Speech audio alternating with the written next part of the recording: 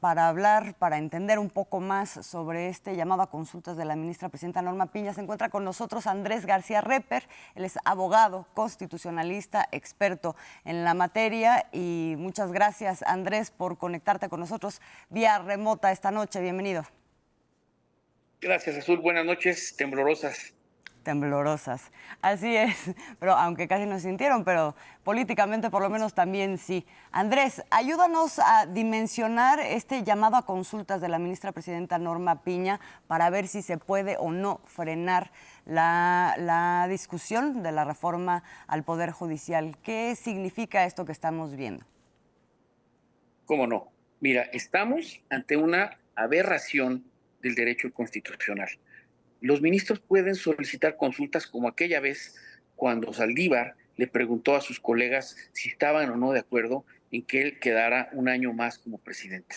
Ese tipo de consultas pues son parte de su competencia, pero consultarle a la Corte a ver si el Poder Judicial le puede ordenar al legislativo que no legisle es una violación, es un despropósito. Estamos ante un conflicto de poderes gravísimo porque además daña la certeza. ¿Por qué? Porque ellos decidieron irse a paro y ahora ya no sabemos cuándo, a qué hora se reactivan sus funciones, bajo qué supuestos y con qué motivo o con qué objetivo. Es gravísimo, se suma al intento de la juez por impedir que negociara, que legislara el Poder Legislativo.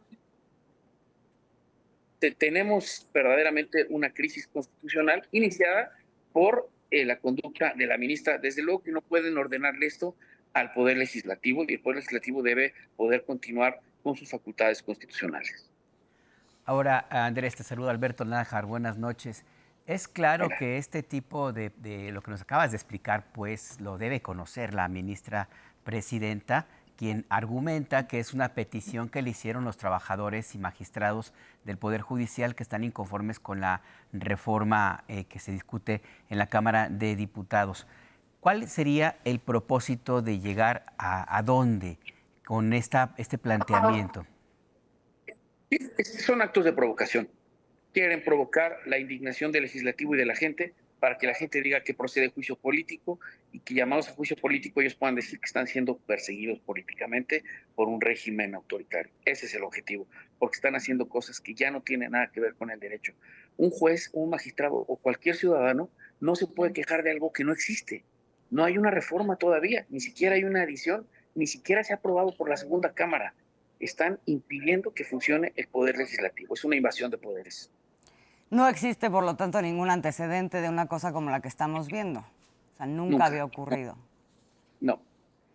¿Bajo qué escenario, Andrés, eventualmente la Suprema Corte de Justicia podría atraer por inconstitucionalidad, que es lo que hemos escuchado a algunos legisladores de oposición del PAN, que se atrajera este caso por parte de la Suprema Corte? No tiene nada El que ver único, con este escenario. el único supuesto es que se viole el procedimiento legislativo. Las reformas constitucionales no pueden ser impugnadas porque la Constitución es el parámetro principal y el Poder Legislativo puede cambiar ese parámetro.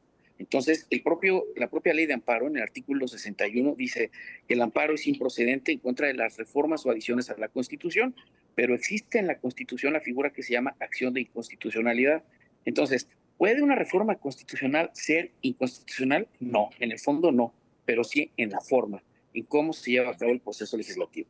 Entonces, si promueve una acción de inconstitucionalidad, eventualmente la Corte podría conocer en caso de que se hubiera violado algo, pero el procedimiento se ha cuidado meticulosamente. Entonces, no hay manera en que pueda cuestionarse el procedimiento legislativo. Pues vaya que está complicado este asunto, por eso es que se está cuidando todos los elementos en la Cámara de Senadores y la Cámara de Diputados. Andrés, ¿cuál entonces sería la salida a esto que ya empieza a perfilarse como bien mencionas?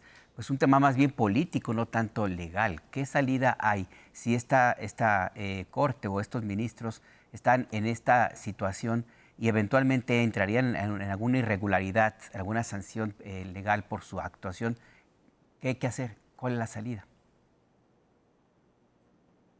Jurídicamente, en este momento no hay una ruta establecida más que el Poder Legislativo continúe con su proceso, produzca la reforma constitucional y que las personas que no estén de acuerdo con ella promuevan los juicios, los medios de impugnación y que lo resuelva el Poder Judicial. Eso es lo que procede. Pero hasta después. Hasta después, claro, hasta que se Sí, emita. es que se Sí, impugne. cuando hay algo, ¿no? Si no, ahorita no hay nada, ¿no?